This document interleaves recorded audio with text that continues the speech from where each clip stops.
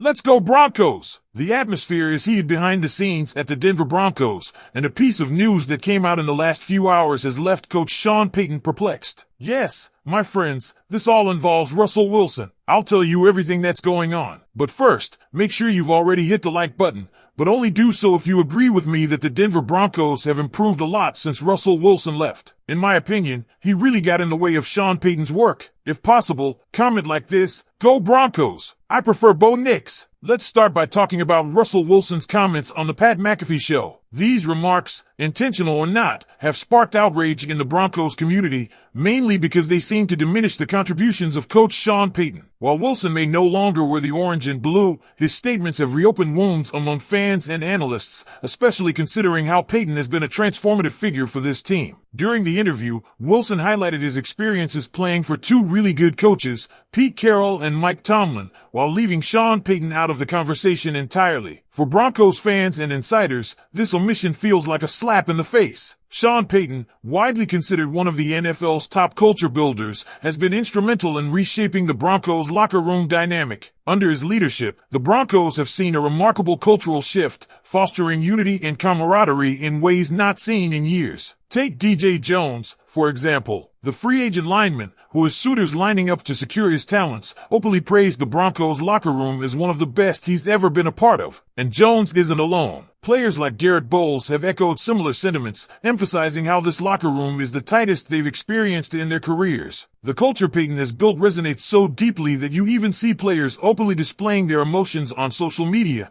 like Nick Bonito after a close loss to the Buffalo Bills. These moments show that Payton has turned this team into more than just a collection of athletes, it's a brotherhood. What makes this transformation even more impressive is how it has translated to on-field performance. Despite being written off as one of the worst teams in the NFL at the start of the season, the Broncos have punched above their weight, competing with high-caliber teams like the Buffalo Bills. Sean Payton has done more than coach. He's instilled a belief system and work ethic that makes this team capable of far more than anyone expected. Yet, for Wilson to overlook this and highlight others as culture builders feels like a direct slight to everything Payton has accomplished. It's hard not to see the irony, especially when contrasting Wilson's tenure in Denver with Payton's arrival. Under Nathaniel Hackett, the team's morale and cohesiveness seem to be at an all-time low. Stories of Wilson's inaccessibility, requiring teammates to go through his agent just to spend time with him, have surfaced, further emphasizing the lack of connection he had with the team. Compare that to the team under Payton, where quarterbacks like Jarrett Stidham and Zach Wilson are not only teammates but friends, sharing holidays and building relationships off the field. Payton has encouraged activities like team retreats, such as an East Coast road trip that included paintball and horseback riding,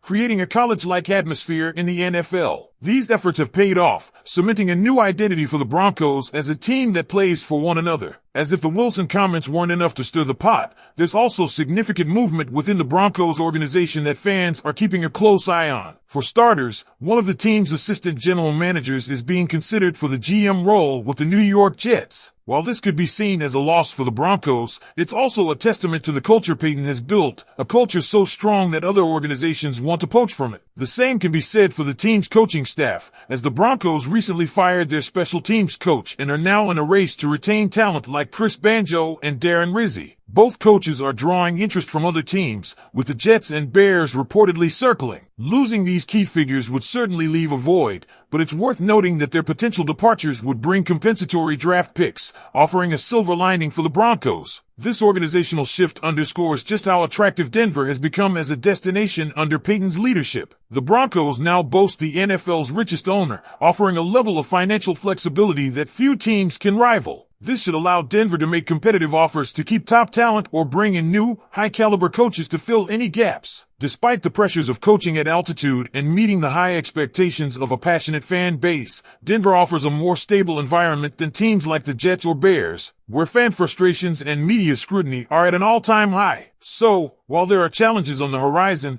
there's a lot for Broncos fans to be optimistic about. Sean Payton has turned this franchise around in ways that were once thought impossible. His ability to create a winning culture and foster deep connections among the players is evident in every aspect of the organization. Now, Broncos country, it's your turn. What do you make of Russell Wilson's comments? Do you think they were a calculated dig at Sean Payton, or was it simply a slip of the tongue? And with potential coaching and front office changes looming, what do you think Denver should prioritize to keep this momentum going? Let us know your thoughts in the comments below. We'll be keeping a close eye on these developments and can't wait to see how this next chapter unfolds. The controversy surrounding Russell Wilson's comments isn't just a reflection of personal opinions. It's a window into the larger story of the Denver Broncos transformation. Sean Payton has been a game changer for the franchise, and his impact goes far beyond what happens on the field. Yet, Wilson's remarks seem to have overshadowed the real progress being made in Denver, bringing focus back to the challenges of the past rather than the successes of the present. One of the key points of contention is how Payton has not only revitalized the Broncos' culture, but also elevated their level of play. Consider this. Before Payton's arrival, Denver's locker room dynamic was fractured,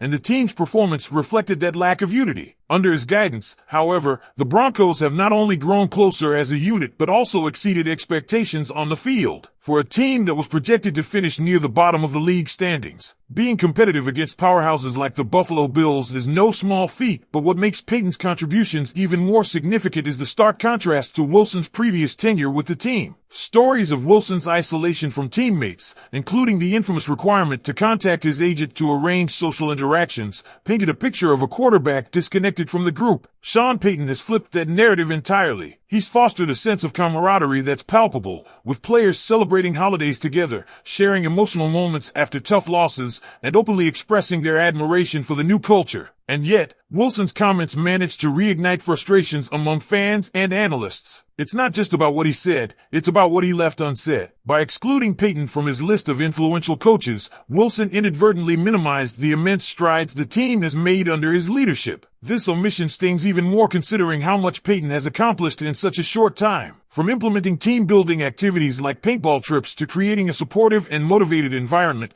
Payton has redefined what it means to be a Denver Bronco. The fallout from Wilson's comments comes at a time when the Broncos are navigating several key organizational shifts. The departure of their special teams coach has opened the door for competitors like the New York Jets and Chicago Bears to target Denver's top coaching candidates. While the Broncos have the resources to retain their talent, losing coaches like Chris Banjo or Darren Rizzi could disrupt the progress they've made. On the other hand, these potential departures also highlight just how respected Denver's coaching staff has become under Payton. Other teams see the value in what's being built in Denver and want to bring that expertise to their organizations. Off the field, the Broncos are also seeing movement in the front office, with one of their assistant general managers being considered for a GM role with the Jets. So, Broncos country, the question now is, what's next? Do you see Sean Payton's vision taking this team back to playoff contention, or are there still obstacles that need to be addressed? And what do you think of the organizational changes on the horizon? Are they signs of progress, or do they pose new challenges for the Broncos? As always, your voices matter, so share your thoughts in the comments below. Together, we'll keep the conversation going as we look forward to what's ahead for this team.